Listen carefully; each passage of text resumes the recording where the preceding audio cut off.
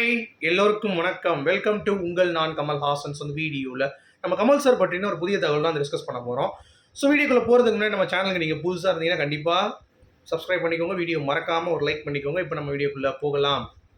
So Kamal sir வந்து பார்த்தீங்கன்னா December 9ஆம் தேதி சென்னைக்கு வந்து வரார் அப்படிங்கிறது உங்கள் எல்லாத்துக்குமே தெரியும். பட் இந்த மீன் டைம் யூஎஸ்லேருந்து நிறைய விஷயங்கள் வந்து கற்றுட்டு இருக்காரு. ஸோ மேக்கப் இருக்கட்டும், அப்புறம் ஏஐ டெக்னாலஜியாக இருக்கட்டும், சவுண்ட் இன்ஜினியரிங் வேறு வந்து பண்ணுறாரு அப்படின்ற ஒரு தகவல் வந்திருக்கு. ஸோ 3 விஷயத்துக்காக போயிருக்கார். அது போக இங்கே இருக்கிற படங்களை பார்த்து வாழ்த்து சொல்லுவதில் வந்து பார்த்திங்கன்னா பெருமகிழ்ச்சி அடைகிறாரு. அதுலேயும் பனி அப்படின்னு சொல்லிட்டு ஜோஜு ஜார்ஜ் அவர்கள் நம்ம தக் லைஃப்பில் நடிக்கக்கூடிய ஒரு நபர். அவர் டைரக்ட் பண்ணி வெளிவந்த படத்துக்கு வாழ்த்துக்கள் தெரிவிச்சிருக்கார். இங்கேயே வந்து படத்தை போட்டு காமிச்சார் ராஜ்கமல் நிறுவனத்துக்கு. அப்போ கமல் சார் பார்த்துட்டு அப்பயே பாராட்டினார். இப்பயும் வந்து பார்த்தீங்கன்னா அதை பற்றி பேசியிருக்காரு. ஸோ ரொம்ப நல்லாயிருக்கு பாருங்கள் அப்படின்ற மாதிரி. அது இன்றைக்கி ரிலீஸ் ஆயிருக்குன்னு நினைக்கிறேன். ஸோ கேரளாவில் ஸ்க்ரீன்ஸ் இங்கே கம்மியாக இருக்கும், சென்னையில் கேரளாவில் தான் ரிலீஸ் ஆயிருக்கு அப்படின்ற மாதிரி சொன்னாங்க. ஸோ அவருக்கு வாழ்த்துக்கள் தெரிவிச்சுக்கிறேன். அடுத்து கவிதாலயா கிருஷ்ணன் அவர்கள், கமல் சார் அப்படின்ற ஒரு நடிகன் இந்திய சினிமா மற்றும் இல்லை உலக சினிமாவிலேயே இவரை மாதிரி ஒரு நடிகன் அப்படிங்கிறது கண்டிப்பாக கிடையவே கிடையாது.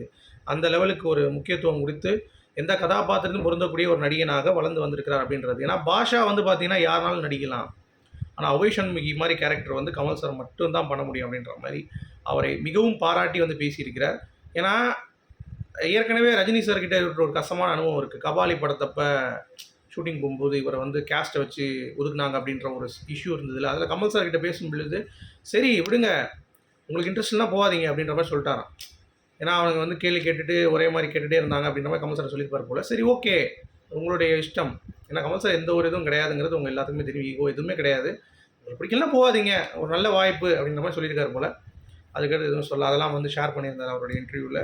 சரியா, அடுத்து ரொம்ப முக்கியமான ஒரு அப்டேட் வந்து பார்த்தீங்கன்னா, கார்த்திக் நரேன் இருக்கார்ல, துருவங்கர் 16 அந்த டேரக்டர் வந்து எனக்கு வந்து கமல் சார் அஸ் ஆக்டராக பிடிக்கிறத ரொம்ப டேரக்டராக ரொம்ப ரொம்ப பிடிக்கும்.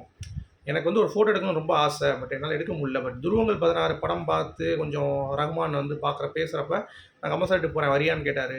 நான் வரேன்னு சொல்லிட்டு ஏறிட்டேன். போய் பார்த்தா தெரியுது, எப்பா காட்டுக்குள்ளேருந்து ஒரு சிங்கம் வெளியே வந்தால் எப்படி இருக்குமோ அந்த மாதிரி ஒரு கர்ஜனை இருந்தது. ரொம்ப அது ஒரு ஆரா, சூப்பரான ஆரா அப்படின்னாரு. அந்த ஃபோட்டோ எனக்கு இது வரைக்கும் என்னால் மறக்க முடியாத வாழ்க்கையில் ஒரு நிகழ்வுகள் அப்படின்ற மாதிரி.